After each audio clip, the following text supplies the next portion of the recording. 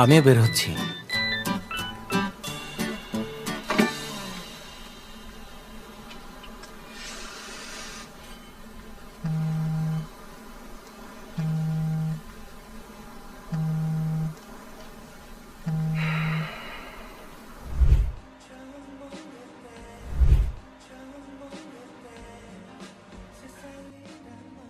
Cheese.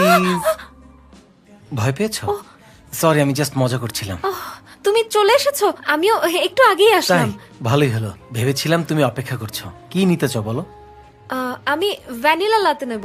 চল order করি। আরে তোমার যেতে হবে না, আমি যাচ্ছি। তুমি তোমার কাজ করতে থাকো। একটা ভ্যানিলা লাতে দেবেন আর একটা আইসড আমেরিকানো।